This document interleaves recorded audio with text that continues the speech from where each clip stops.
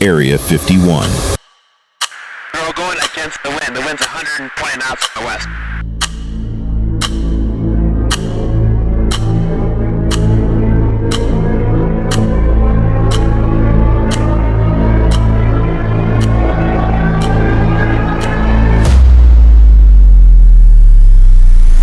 Somewhere deep in the Nevada desert, hidden behind miles of barren land, guarded by armed patrols, motion sensors, and strict no trespassing orders, there exists a place the government denied for decades.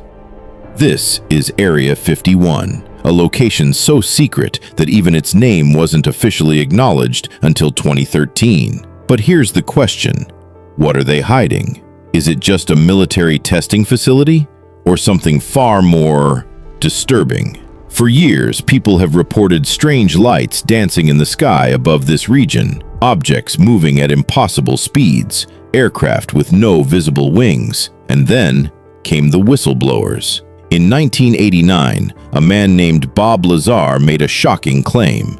He said he worked inside a secret site near Area 51 called S4. According to him, the US government wasn't just testing aircraft, they were studying alien technology. He described flying saucers, non-human materials, and propulsion systems that defied the laws of physics. Most people laughed. Some believed him, but the government?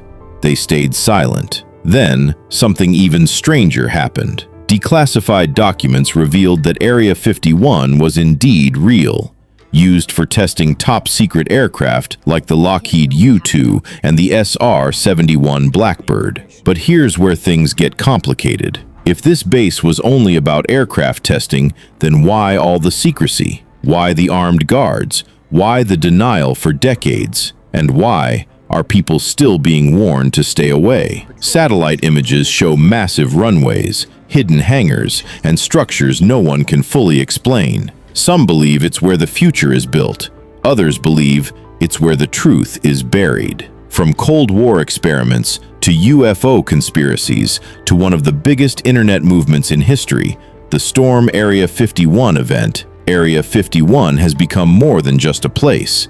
It's a mystery, a legend, a question that refuses to die. So today, we're not just asking what Area 51 is, we're asking what really happened there. And more importantly, what are they still hiding? Long before the world called it a mystery, before conspiracy theories took over the internet, Area 51 was just an empty patch of land, a silent desert inside the vast Nevada test and training range in the United States. This region, located about 135 kilometers northwest of Las Vegas, was known for one thing: isolation. Miles of dry lake beds, scorching heat, and absolutely no civilian presence. But in the early 1950s, everything changed. It was the time of the Cold War. Tension between the United States and the Soviet Union was at its peak. Both superpowers were racing, not just for weapons, but for intelligence. The US desperately needed a way to spy on Soviet territory without being detected. That's when a brilliant idea was born. In 1954, the CIA approved a top-secret project to develop a high-altitude reconnaissance aircraft. This project was called Project Aquatone, and the man leading it was Kelly Johnson, a genius engineer from Lockheed. Working with one of the most advanced aerospace teams of that time, he began designing what would soon change the balance of power in the world. But there was a problem. Where could they test such a secret aircraft without anyone seeing it? The answer came from the skies. While flying over Nevada, officials noticed a strange, dry lake bed called Groom Lake. It was flat, remote, and perfect for landing aircraft. Even better, the area was already restricted due to nearby nuclear testing sites. This meant fewer questions and more secrecy. In April 1955, the US government officially selected Groom Lake as a testing site. Inside internal documents, it was simply referred to as Area 51. Construction began immediately. Runways were carved into the desert, temporary buildings were set up, and security was tightened to extreme levels. Workers were flown in secretly, often without knowing where they were going. Even the base itself was disguised in paperwork. To make it sound less suspicious, it was jokingly referred to as Paradise Ranch, but there was nothing paradise about it. It was a place of strict rules, silence, and absolute absolute secrecy. In August 1955, the first U-2 aircraft took off from this location. Flying above 70,000 feet, it was unlike anything the world had ever seen. And when people saw it, they didn't think it was human technology. They thought it was something unknown. By the late 1950s, something strange was happening in the skies over America.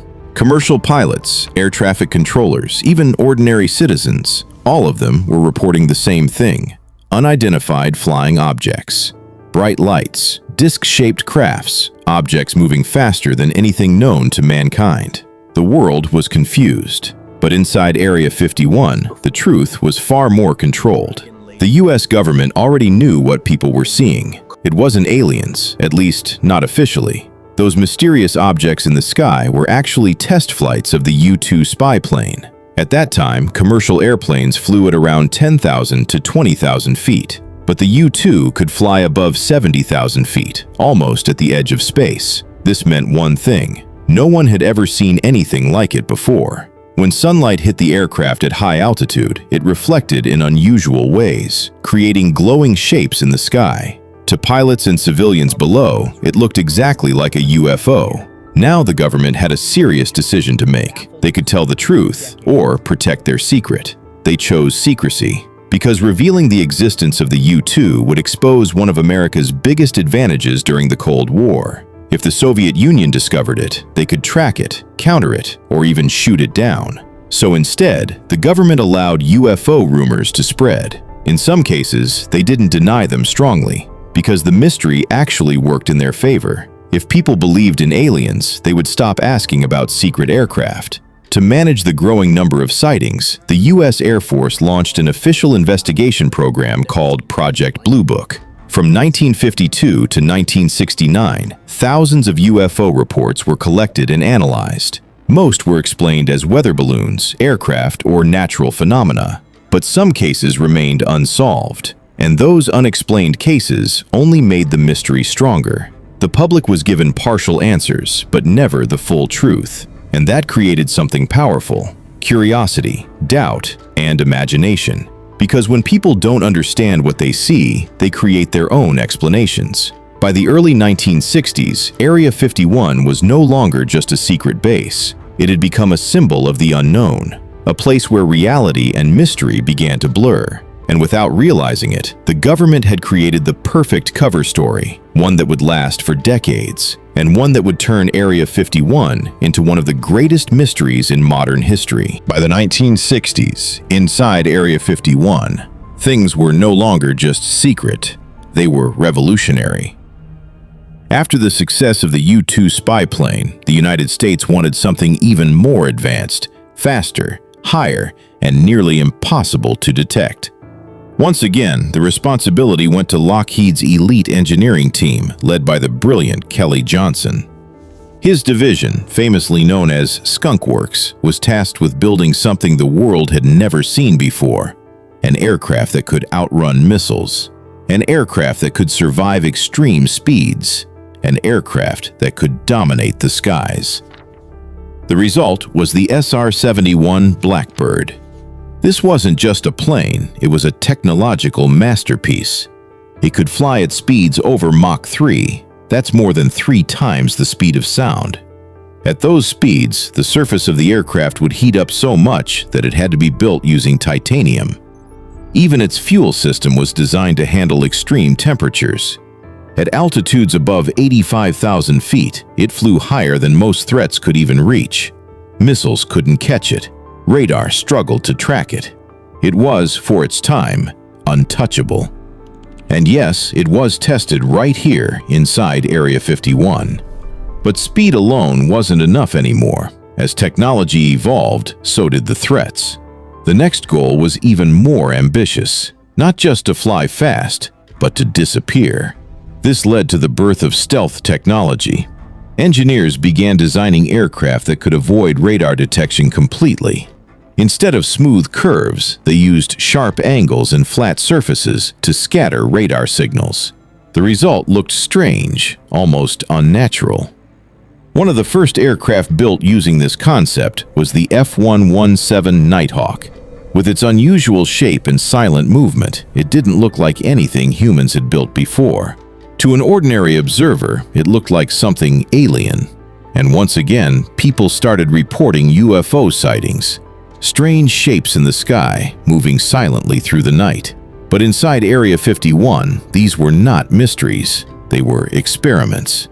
By this time, Area 51 had become the center of America's most secret programs. Projects were classified at the highest levels. Employees were divided into isolated teams. Each person only knew a small part of the truth. No one saw the full picture. Workers were transported using unmarked flights, and strict silence was enforced. What happened inside stayed inside.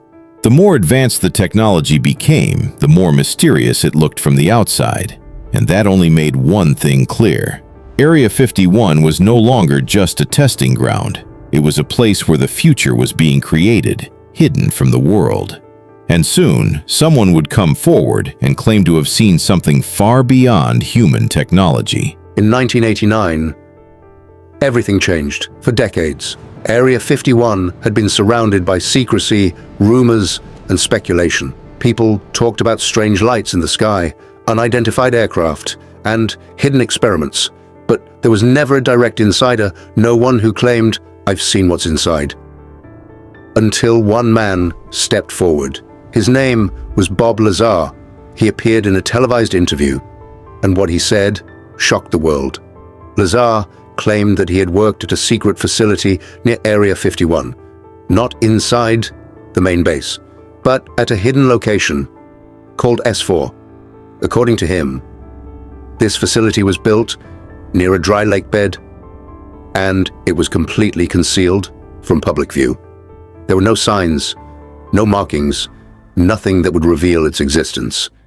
But what he described next was even more unbelievable. He said the US government was in possession of alien spacecraft, not one, but 9 flying saucers. These were not experimental aircraft. They were not human-made. According to Lazar, they were of non-human origin, and his job to reverse engineer them, to understand how they worked, and replicate their technology. Lazar described a propulsion system that didn't use fuel in the traditional sense. Instead, it used gravity. He claimed the crafts could bend space-time, creating their own gravitational field. This allowed them to move without resistance, at speeds far beyond human capability. He also mentioned a mysterious element called Element 115. According to him, this element was the key to powering the spacecraft. At the time, Element 115 did not officially exist in the scientific world, which made his claims even more shocking. But the reaction was immediate. The government denied everything. They stated that no records of Bob Lazar existed, no proof of his employment, no confirmation of S4. It was as if he had been erased. His educational background was questioned, his past was investigated, and many details didn't match official records. People were divided. Some believed Lazar was telling the truth, a whistleblower, risking everything to reveal a hidden reality. Others believed he was lying, creating one of the biggest conspiracy stories in history. But here's the strange part. Years later, Element 115 was actually discovered and added to the periodic table. Although not in the stable form Lazar described, it made people question his story again. Was he telling the truth, or was it all a coincidence? Regardless of what people believed, one thing was certain. After Bob Lazar, Area 51 was no longer just about secret aircraft. It became something much bigger. A place connected to aliens, unknown technology, and unanswered questions. The mystery didn't fade, it grew stronger. And from that moment on, Area 51 was no longer just a military secret. It became a global phenomenon. For decades, the US government followed one simple rule regarding Area 51. Deny everything. No confirmation, no acknowledgement, no existence. If anyone asked about Area 51, the official response was simple. it doesn't exist. But in 2013, something unexpected happened.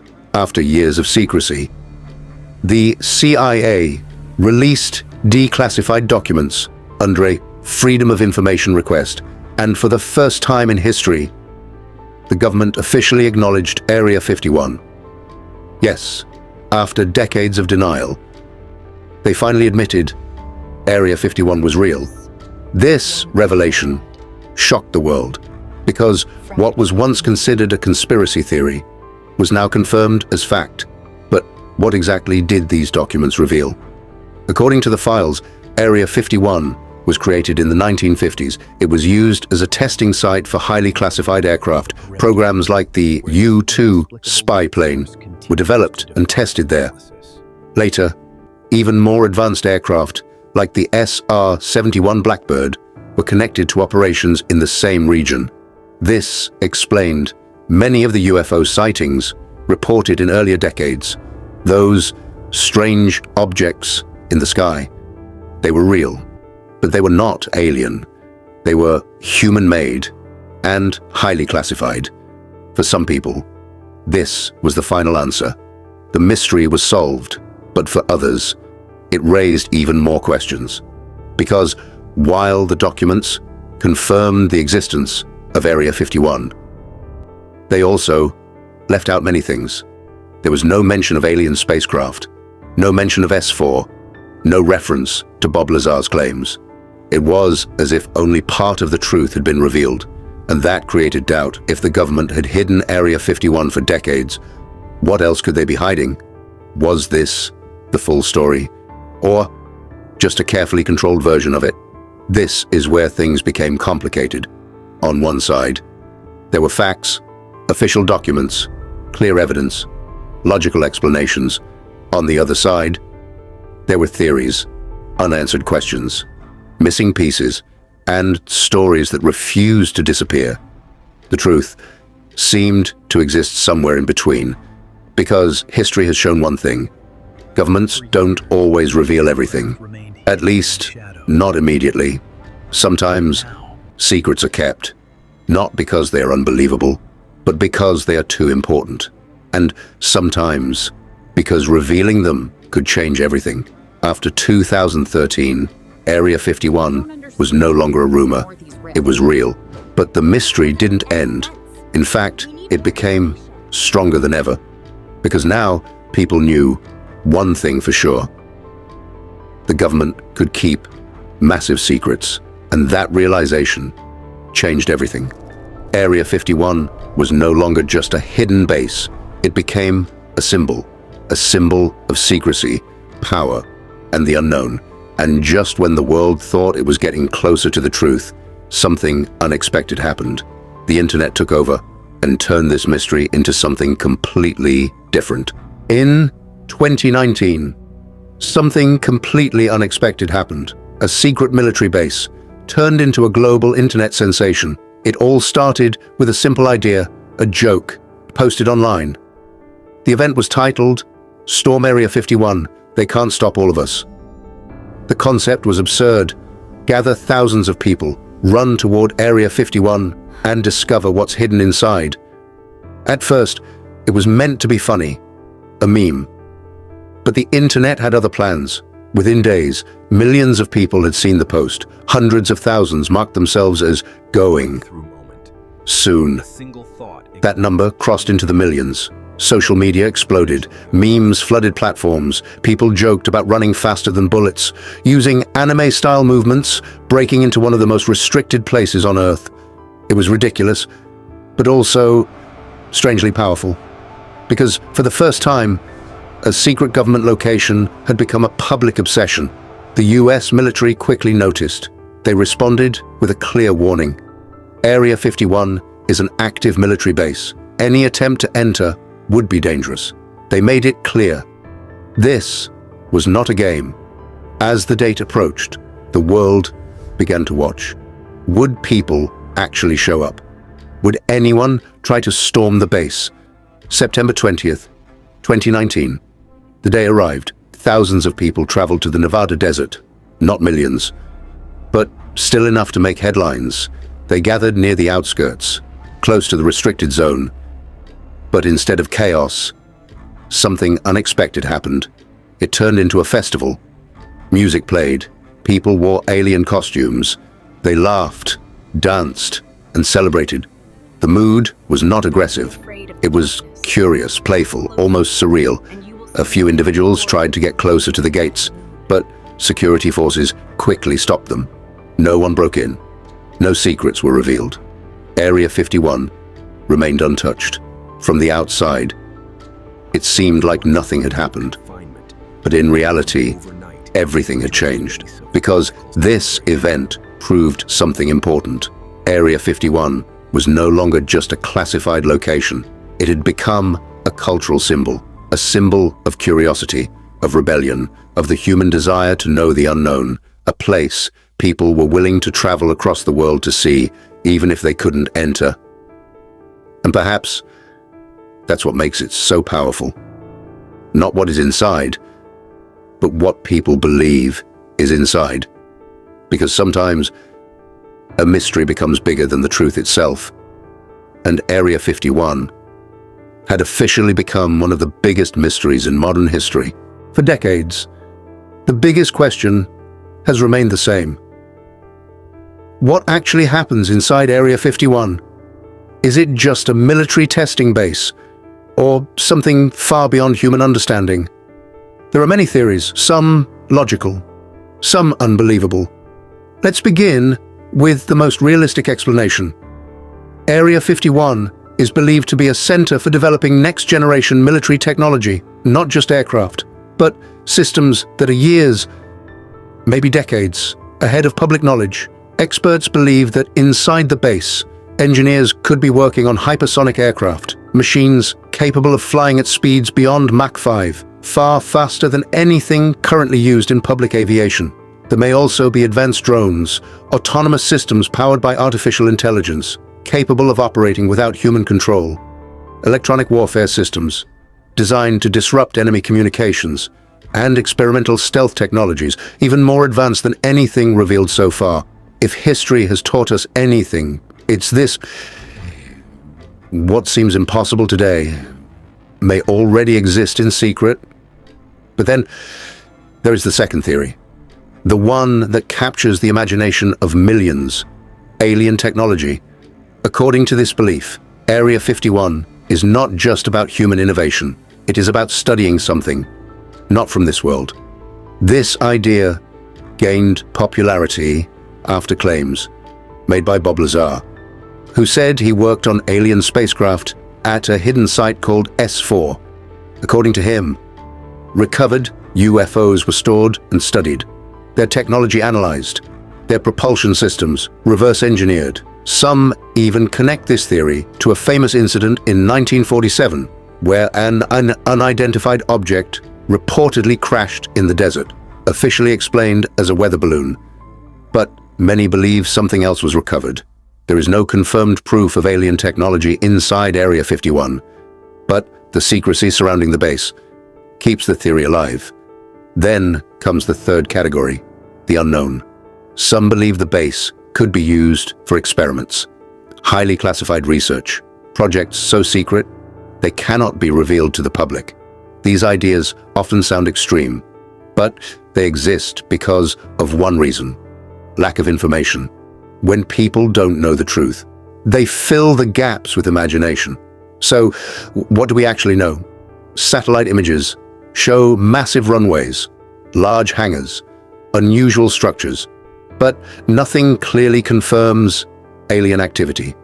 Officially, Area 51 is a testing site for experimental aircraft and defense systems, but here's the reality: the truth may not be completely ordinary, and it may not be completely extraordinary either. It may exist somewhere in between.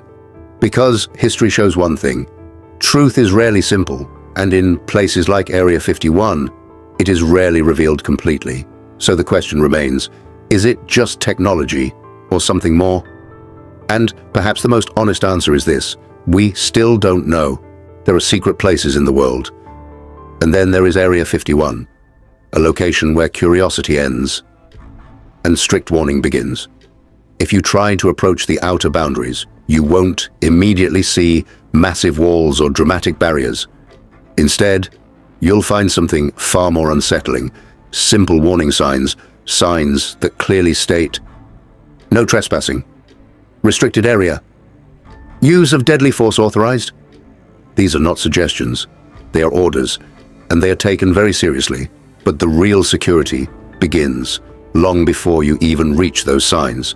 The area surrounding Area 51 is filled with advanced surveillance systems, motion sensors buried in the ground, high-powered cameras scanning the horizon, thermal imaging devices capable of detecting body heat from long distances.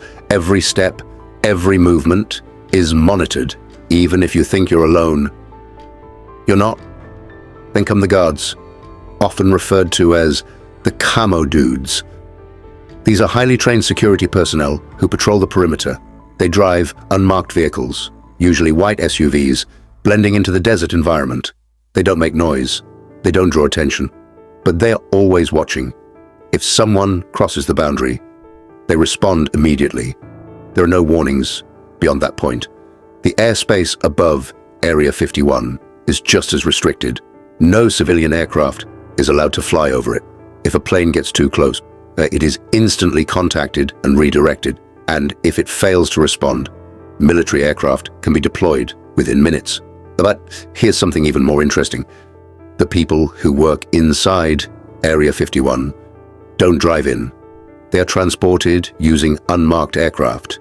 These flights operate daily, carrying employees from nearby cities into the base. The planes are simple in appearance. No logos, no markings, nothing that reveals their purpose. Inside the base, everything is controlled. Employees sign strict confidentiality agreements. Projects are divided into isolated sections. No one is allowed to know more than necessary. Even if someone works there for years, they may only understand a small part of what's happening. This system is called compartmentalization. It ensures that no single person has the complete picture, and that makes leaks nearly impossible. Over the years, some individuals have tried to get closer. Curious explorers, photographers, even conspiracy enthusiasts. Most are stopped before they get anywhere near the base. Some are detained, some are fined, and all are warned. Because this is not just a restricted zone, it is a place where rules are enforced without hesitation. So, why such extreme security? The official reason is to protect classified military technology. But for many people, that explanation feels incomplete. Because when something is protected this heavily, it raises a simple question. What exactly is so important inside? And that question has no clear answer. Not yet.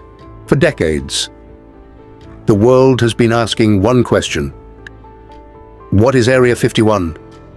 Really, is it a place of science or a place of secrets? A military testing ground or something far beyond human understanding? After everything we've explored, all the history, all the claims, all the mystery, we're left with two sides, facts and beliefs. Let's start with what we know. Area 51 exists. That is no longer a theory. It was created during the Cold War, a time when secrecy was not just important, it was necessary. It was used to develop some of the most advanced aircraft ever built. Machines like the U-2 and the SR-71 Blackbird, aircraft that changed the way intelligence was gathered and gave the United States a strategic advantage. These are confirmed truths, but beyond that, things become less clear. There is no official evidence of alien spacecraft, no confirmed proof of reverse engineering, non-human technology, no documented existence of hidden alien bases, and yet the stories remain. Claims like those made by Bob Lazar still circulate around the world. Some believe him completely. Others dismiss his story entirely. But no one can prove either side with absolute certainty. And that is where the mystery lives. Because Area 51 is not just a place anymore. It has become an idea, a symbol of secrecy, a symbol of hidden knowledge, a symbol of everything we don't fully understand. And perhaps that's why it continues to fascinate people. Because humans are curious by nature. We want answers, we want truth, but sometimes the truth is hidden for a reason.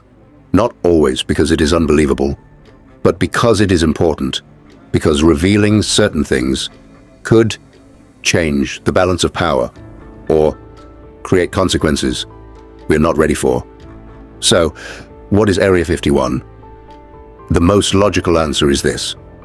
It is a highly classified military testing facility, a place where technology is developed far ahead of its time, where innovation happens in complete secrecy, where the future is built before the world is ready to see it. But at the same time, we cannot ignore the possibility that not everything has been revealed, because history has shown us that truth is often released slowly, piece by piece, and sometimes not at all. So the mystery continues, and maybe that's exactly how it's meant to be. Because as long as we don't have all the answers, we keep asking questions, and those questions keep the mystery alive. So the next time you look up at the night sky and see something you can't explain, ask yourself one simple question. Is it just technology? Or is it something we are not meant to understand, yet